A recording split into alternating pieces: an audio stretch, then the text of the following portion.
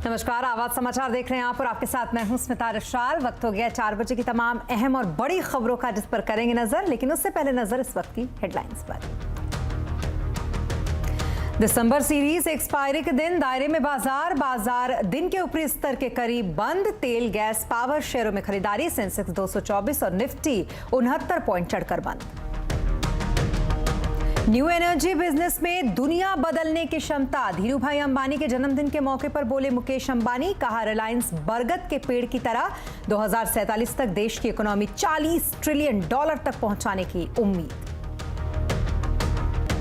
PPE kit, paracetamol, ventilator, surgical mask जैसे item के export की सरकार शुरू करेगी डेली मॉनिटरिंग। कोरोना के बढ़ते मामलों के बीच अगर जरूरी हुआ तो सरकार कस सकती है शिकंजा। सीएनबीसी आवाज एक्सक्लूसिव।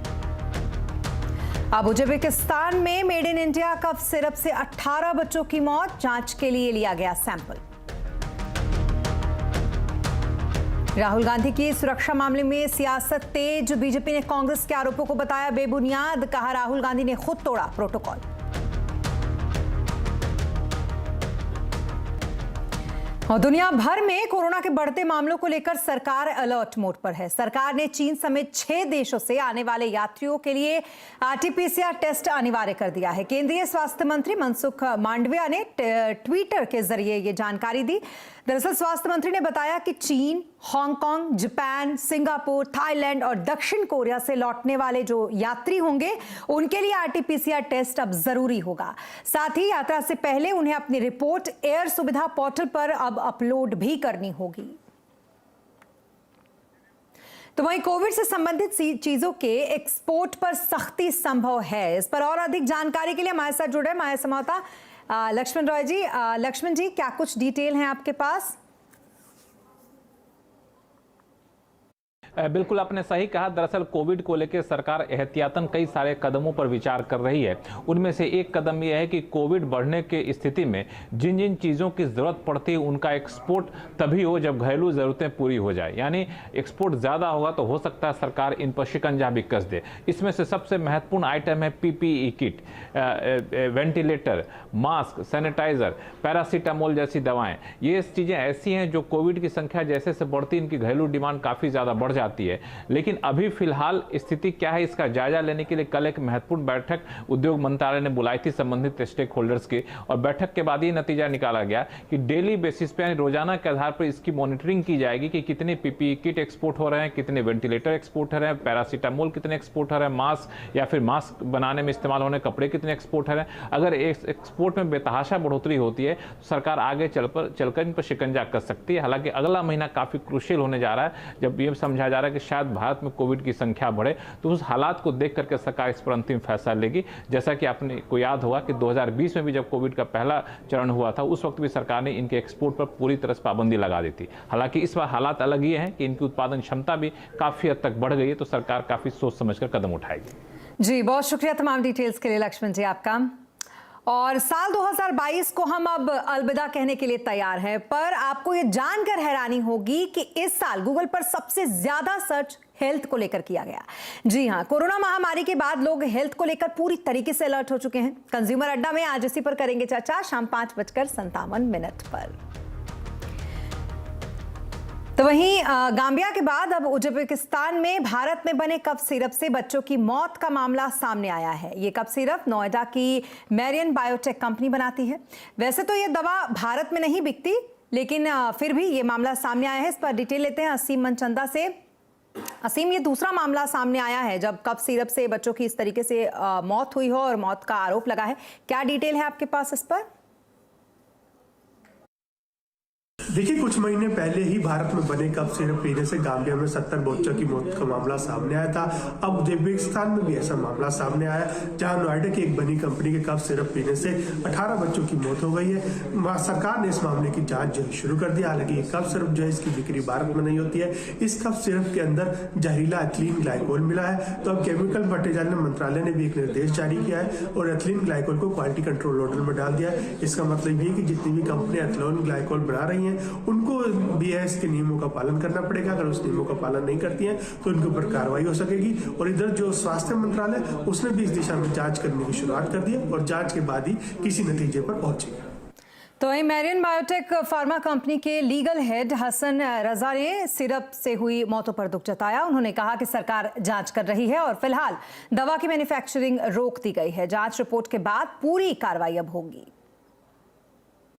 देखो, हमें भी अफसोस है, कहते हैं अब किस वजह से डेथ हुआ, अभी जो है गवर्नमेंट यहाँ इंक्वायरी कर रही है, अंडर इन्वेस्टिगेशन है। जो रिपोर्ट आएगी उसके बाद जो है रिपोर्ट आने के बाद जो है सही चीज़ें मालूम होंगी। हमारी तरफ से कोई प्रॉब्लम नहीं है। और प्रधानमंत्री नरेंद्र मोदी की मां की हालत पहले से सुधार हुआ है। उसमें हीरा बेन अभी भी अहमदाबाद की न्यूएन मेहता अस्पताल में भर्ती हैं। उनका हालचाल जानने के लिए उनके हीराबा के रिश्तेदार भी बातचीत की हमारे संवाददाता केतन जोशी ने। हीराबा का हालचाल जानने के लिए उन्हीं के समाज के एक सदस्य चंद्रकांत भाई मोदी यहाँ पर आए हैं यूएन मेहता अस्पताल में। बताइए, आप ऊपर गए थे, क्या हालचाल है अभी हीराबा का? मेरा माननीय पंकज भाई से मुलाकात हुई, प्रहलाद भाई से हुई, सोमा भाई से भी मुलाकात हुई है। सही में उनका तबीयत जल्दी ठीक हो जाएगा ऐसा मुझे बताया गया है। और जो दवा काम नहीं करती है, दुआ काम करती है। तो अपने शहर में बड़ा उत्सव हो रहा है, पूरा वर्ल्ड रिकॉर्ड उत्सव हो रहा है। उसके अंदर लाखों लोगों ने हीराबा का तबीयत ठीक हो जाए इसलिए धुन बुलाया और बहुत अच्छी तरह से उनका तबीयत ठीक हो जाएगा ऐसा मुझे भी विश्वास है। क्या हीराबा रिस्पॉन्ड कर रही है और क्या उनको यहाँ से छुट्टी मिलने की भी कोई बात है? स्वस्थ होकर अब वो जाएगी 1-2 दिन में घर? शायद भगवान करे ठीक हो जाएगा और 1-2 दिन के अंदर उसको छुट्टी भी मिल जाएगा। और अब बात करते हैं मार्केट की। दिसंबर सीरीज एक्सपायरी के दिन दायरे में बाजार रहा। बाजार दिन के ऊपरी स्तर के करीब बंद हुआ। सेंसेक्स 224 पॉइंट चढ़कर 61,134 पर बंद हुआ, तो वहीं निफ्टी 69 पॉइंट चढ़कर 18,191 पर बंद हुआ। आज सबसे ज्यादा खरीदारी रही तेल, गैस, पावर शेयरों में। और एलवाइज एसेट मैनेजमेंट के त्रिदीप भट्टाचार्य का कहना है कि पिछली छमाही में ब्याज दरें तेजी से बढ़ी हैं, जिसका असर ऑटो सेक्टर पर देखने को मिल सकता है। इसलिए ऑटो निवेशकों को उन्होंने सतर्क रहने की सलाह दी है। ऑटोज को मैं देखता हूं एज इंटरेस्ट रेट सेंसिटिव। सो जैसे पिछले साल में या पिछले 6 महीने में आप देखें कि इंटरेस्ट रेट में काफी बढ़ोतरी देखने को मिली। सो इसका हो सकता है 2023 में पर्टिकुलरली टुवर्ड सेकंड हाफ में आपको थोड़ा सा डिमांड में वेनिंग इम्पैक्ट देखने को मिले। इसलिए ऑटोज में अनइक्विवोकल जो बुलिश एनवायरनमेंट था वो शायद 2023 में ना रहे। सो ये ऑटोज में अभी थोड़ी सी ज्यादा सिलेक्टिव होने की जरूरत है और इन दैट कॉन्टेक्स्ट सीवीज शायद बेहतर करें, but PVs passenger vehicles and 2 wheelers में जितनी तेजी शायद 2022 में देखने को मिली उतना शायद हम लोगों को 2023 में देखने को ना मिले। और 2022 में बाजार का पूरा प्रदर्शन कैसा रहा, ये बताने के लिए हमारे साथ हैं सुमित। सुमित, बताइए क्या कुछ डिटेल्स हैं आपके पास बाजार को लेकर? देखिए, धीरे धीरे करके 2022 जब अपने एंड पर आ चुका है तो इंडेक्स के लिहाज से तो ठीक ठाक रिटर्न आप मान सकते हैं, करीब 4-4.5% के आसपास का रिटर्न। लेकिन ये रिटर्न जैसे जैसे प्रिवेल होगा ब्रॉडर मार्केट की साइड, वहां पर आपको कमजोर आते हुए दिखाई पड़ेगी। तो ओवरऑल सिचुएशन इस साल में निफ्टी और सेंसेक्स की करीब 4.5% के आसपास के गेन के साथ बंद होता हुआ दिखाई पड़ रहा है, एटलीस्ट इंडेक्स फ्रंट पर। लेकिन आप इसी का ही और दायरा जब बढ़ाएंगे, मिड कैप और स्मॉल कैप की तरफ जाएंगे, तो दायरा जो है वो थोड़ा सा नेगेटिव साइड पे जरूर जाता हुआ दिखाई पड़ेगा। मिड कैप 3%, लेकिन स्मॉल कैप करीब 15% नेगेटिव। तो पोर्टफोलियो के लिहाज से आपको थोड़ा सा अंडर परफॉर्मेंस ही देखने को मिलेगा। अब आते हैं आउट परफॉर्मेंस पे, कहां पर बढ़िया रफ्तार रही। एक सरप्राइज रहा इस बारी पीएसयू बैंकिंग बास्केट, क्या जबरदस्त तेजी और करीब 70% तक का मूव यहां आया, जिसके दम पर बैंक निफ्टी 21% की जोरदार तेजी। मेटल अपने हायर लेवल से नीचे आया, उसके बावजूद भी 20% की एक जोरदार तेजी देकर जा रहा है इस साल के दौरान। और इतना ही नहीं, एफएमसीजी, कैपिटल गुड्स और ऑटो, ये 3 और ऐसे नाम जहां पर खरीदारी रही करीब 15 से लेकर 20% तक, जिसमें कैपिटल गुड्स के ज्यादातर सभी शेयर अपने नए ऑल टाइम हाइस के आसपास पहुंचते हुए दिखाई पड़े। अंडर परफॉर्मेंस रही सबसे बड़ी आईटी से। ये 2008 के बाद सबसे खराब साल आईटी के लिए आप देख रहे हैं, जहां पे 25% की गिरावट है। कंज्यूमर ड्यूरेबल 14% नीचे, रियल्टी 12% नीचे, हेल्थ केयर करीब 11% नीचे और फार्मा रफली 10%। ये पिछले साल का स्टार परफॉर्मर इस बारी करीब 10% नीचे। शेयरों के लिहाज से कहां जोरदार तेजी रही? नया निफ्टी में एंट्रेंट अदानी एंटरप्राइजेस करीब 122% की तेजी।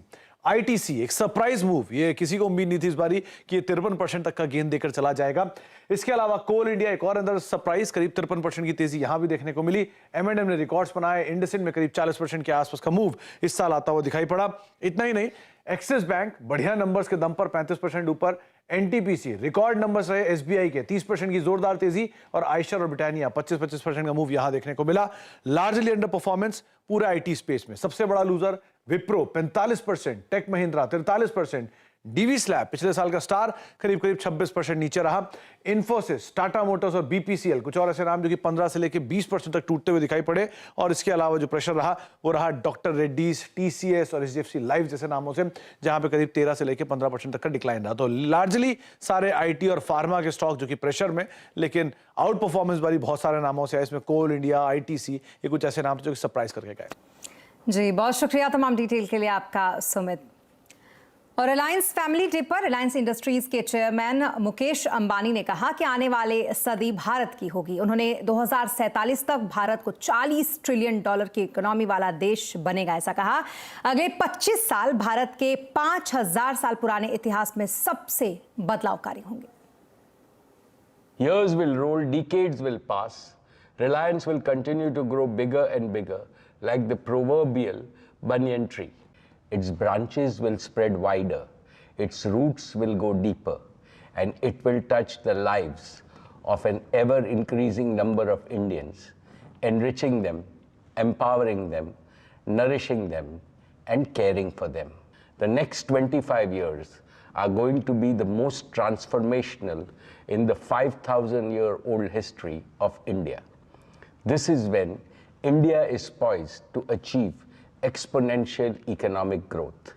We can become a $40 trillion economy by 2047, the centenary of our independence, in a sustainable and stable manner. तो रिलायंस फैमिली डे में मुकेश अंबानी ने कहा कि कंपनी का फोकस यंग टैलेंट और यंग लीडरशिप पर है।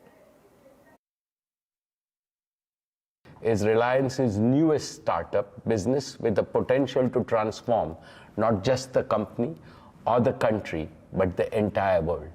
Reliance has begun implementing two important tasks.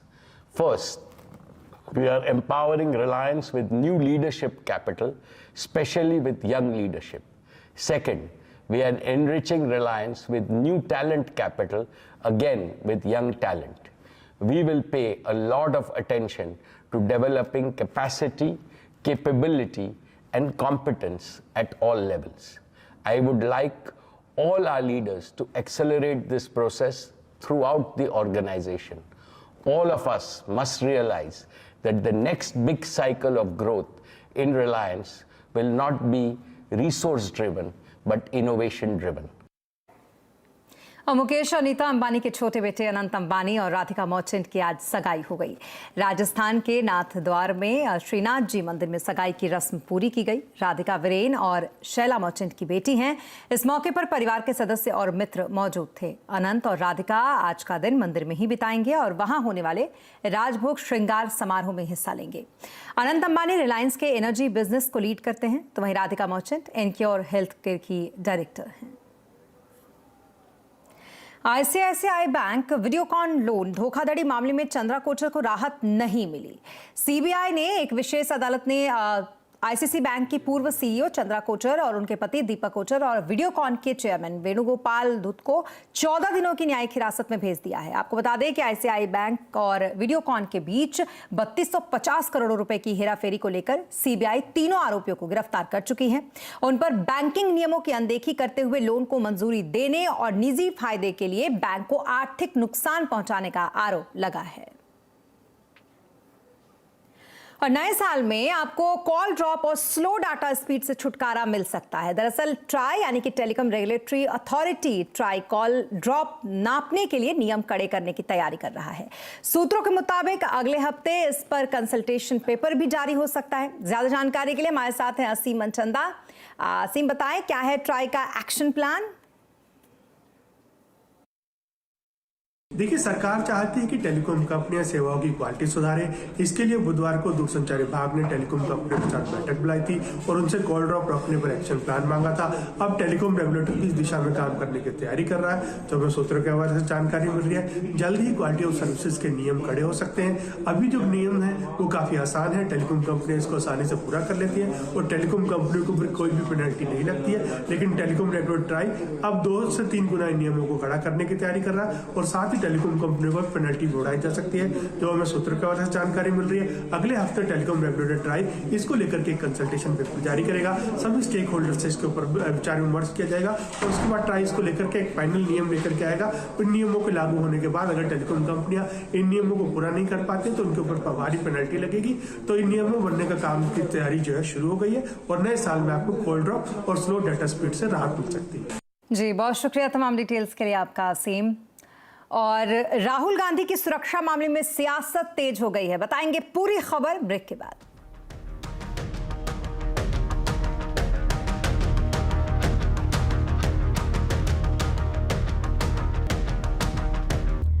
और ब्रेक के बाद एक बार फिर आपका स्वागत है। और अब बात राहुल गांधी की भारत जोड़ो यात्रा की, जिसकी सुरक्षा को लेकर बीजेपी और कांग्रेस के बीच घमासान छिड़ गया है। कांग्रेस ने गृह मंत्रालय को पत्र लिखकर यात्रा की सुरक्षा में लापरवाही का आरोप लगाया। इसके जवाब में सीआरपीएफ ने गृह मंत्रालय को चिट्ठी लिखा है कि राहुल गांधी खुद सुरक्षा नियमों का उल्लंघन करते हैं। सीआरपीएफ ने बताया कि 2020 से लेकर अब तक राहुल गांधी ने 113 बार सुरक्षा नियमों का उल्लंघन किया है। दूसरी तरफ कांग्रेस ने आरोप लगाया कि बीजेपी यात्रा को किसी भी तरीके से रोकना चाहती है और इसलिए इस तरीके की चीजें हो रही हैं। न केवल रोकने का षड्यंत्र है, भारत जोड़ो यात्रा को बदनाम करने का षड्यंत्र है और जोड़ने के इस यज्ञ को कौन रोकना चाहेगा? जाहिर सी बात है, वो रोकना चाहेगा जो तोड़ना चाहता है भारत को। तो सबके चेहरे सबके सामने आ रहे हैं, कौन जोड़ना चाह रहा है और वो जोड़ने के लिए क्या क्या कर रहा है। 108 दिन लगातार चल रहे हैं, अलग अलग माध्यम से इस यात्रा में खलल डालने की कोशिश की जा रही है। हम ये पत्र तो आपको भेज ही रहे हैं, लेकिन साथ ही साथ एक चेतावनी भी दे रहे हैं भारतीय जनता पार्टी को भी, उनके सहयोगियों को भी। बाज आए, राक्षसों वाला काम मत करें, यज्ञ में खलल मत डालें। तो वहीं बीजेपी के प्रवक्ता गौरव भाटिया ने कांग्रेस पर वार करते हुए कहा कि सुरक्षा में कोई चूक नहीं हुई है। कांग्रेस और राहुल गांधी अनर्गल बयानबाजी कर रहे हैं। कोई ब्रीच नहीं हुआ है, सिक्योरिटी का उल्लंघन नहीं हुआ है। और एक और तथ्य जो बड़ा महत्वपूर्ण है, बेबुनियाद आरोप लगाने से पहले कांग्रेस पार्टी को और राहुल गांधी को भी ये जानकारी देश से बांटनी चाहिए थी। जो सुरक्षा एजेंसी होती है वो एडवांस सिक्योरिटी लाइजों ASL एक बैठक करती है और सुनिश्चित करती है कि सभी प्रोटोकॉल्स का पालन हो। और इस यात्रा को लेकर भी यह मीटिंग हुई थी। सुर्खियों में बने रहने के लिए राहुल गांधी और कांग्रेस पार्टी इस तरह के अनर्गल बेबुनियाद आरोप लगा रही है। और आने वाले साल 2023 ये सेट करेगा कि 2024 चुनाव की बिसात क्या होगी। इस बीच 9 राज्यों के चुनाव होंगे, बजट आएगा, तो क्या कहती है 2023 की राजनीतिक कुंडली? आज आवाज अड्डा में इसी पर करेंगे चर्चा, शाम 7:57 पर। और अब बात प्रधानमंत्री नरेंद्र मोदी की, जो इस शुक्रवार यानी कि 30 दिसंबर को पश्चिम बंगाल में 7,800 करोड़ के नए प्रोजेक्ट का उद्घाटन और शिलान्यास करेंगे। प्रधानमंत्री बंगाल को नए साल से पहले ही तोहफे में राज्य की पहली वंदे भारत ट्रेन को हरी झंडी दिखाएंगे, जो हावड़ा से न्यू जलपाईगुड़ी तक चलेगी। कोलकाता मेट्रो से लेकर कई नए रेलवे प्रोजेक्ट का उद्घाटन और जलपाईगुड़ी रेलवे स्टेशन के रीडेवलपमेंट की शुरुआत करेंगे। साथ ही नेशनल गंगा काउंसिल की बैठक की अध्यक्षता करेंगे और 2,550 करोड़ से ज्यादा के सीवरेज इंफ्रास्ट्रक्चर की परियोजनाओं की नींव वो यहां पर रखेंगे। PM doctor Shyama Prasad Mukherjee national institute of water and sanitation का भी यहां पर उद्घाटन करेंगे। तो वहीं आंध्र प्रदेश में पूर्व मुख्यमंत्री चंद्रबाबू नायडू के रोड शो में हुए हादसे में मरने वालों की संख्या अब 8 हो गई है। मरने वालों में एक महिला भी शामिल है। वहीं इस हादसे में कई लोग घायल बताए जा रहे हैं। हादसे पर प्रधानमंत्री नरेंद्र मोदी ने दुख जताते हुए मृतकों के परिवार के लिए 2 लाख और घायलों के लिए 50,000 की मदद का ऐलान किया। बुधवार शाम को कुंदुकुर में चंद्रबाबू नायडू के रोड शो के दौरान कई कार्यकर्ता नहर में गिर गए थे।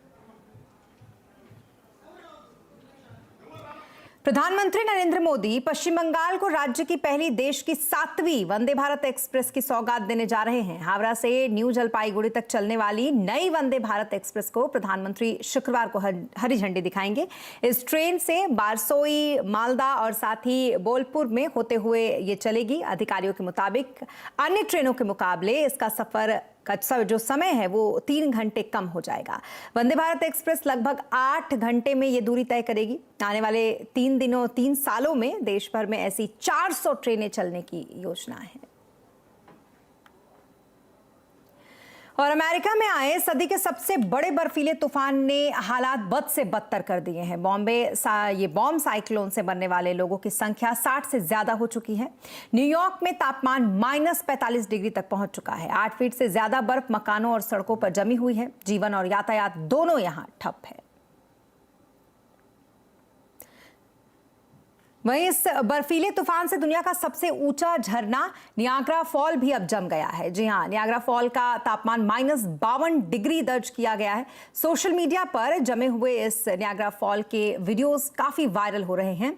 ऐसा 7वीं बार हुआ है जब नियाग्रा फॉल्स के जमने की इस तरीके से नौबत आई हो। और इसी के साथ इस बुलेटिन में फिलहाल इतना ही, लेकिन खबरों पर लगातार अपडेट के लिए आप बने रहें CNBC आवाज के साथ। नमस्कार।